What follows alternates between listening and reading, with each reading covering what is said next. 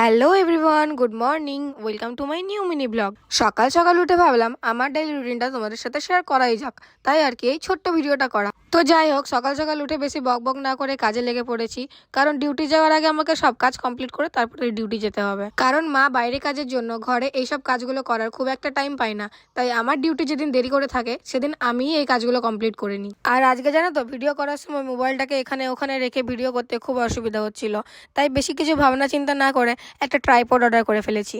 আসবে দেখাচ্ছে সেই মঙ্গলবার, আর আজকে আমার ডিউটি ছিল 11:30 থেকে। 11:30 থেকে ডিউটি থাকলে একটা জিনিস ভালো, যে আমি ঘরে সব কাজ কমপ্লিট করে তারপরে ডিউটি যেতে পারি। কিন্তু একটা জিনিস খারাপ কি জানো তো, সেই ছুটি হবে রাত 8টায়, আর 8টা অবধি ডিউটি করতে করতে বাবারে কোমরে একদম ব্যথা হয়ে যায়। তারপর ঝাড়ু টাড়ু কমপ্লিট করে চলে এলাম ঘর মুছতে। এবার আমার ঘর মোছা দেখে তোমরা বলতে পারো, জানা ছোট পাড়া ঘর, তার আবার ঘর মোছার জন্য এই সব হাত দিয়ে মুছলেই তো হয়।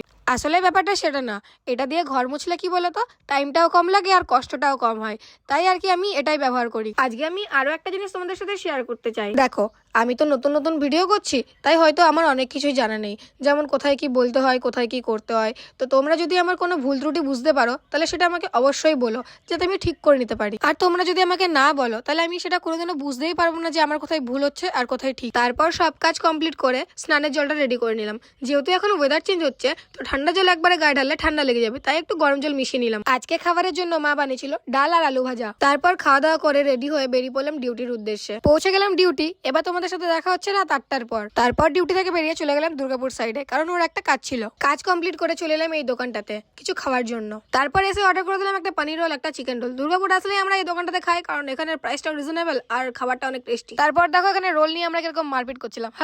তারপর খাওয়া দাওয়া শেষ করে আমরা বেরিয়ে পড়লাম চপের উদ্দেশ্যে, কারণ মা 9:30টার সময় আমাকে ফোন করে বলছে আমাকে চপ এনে দেয়। মা চট করে বাইরে কিছু খায় না, আজকে যখন চপ খাওয়ার আবদার করেছে আমি তো নিয়ে যাবোই। তারপর রাস্তায় এই দোকানটা খোলা পেয়ে গেলাম, নিয়ে নিলাম চপ। আর চপ নিয়ে ভালো করে গিট মেরে ব্যাগে ভরে নিলাম, নাহলে বাড়ি যেতে যেতে পুরো ঠান্ডা হয়ে যাবে, আর ঠান্ডা গেলে কোনো টেস্টই পাওয়া যাবে না। তারপর বাড়ি আসতে আসতে এটা চোখে পড়লো, দেখো এখানে ইন্ডিয়ার ম্যাচ চলছে আর সবাই এখানে দাঁড়িয়ে দাঁড়িয়ে খেলা দেখছে।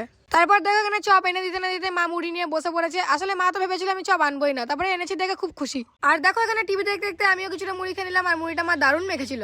আর মুড়ি খেয়ে তোমাদের সবাইকে করে দিলাম টাটা।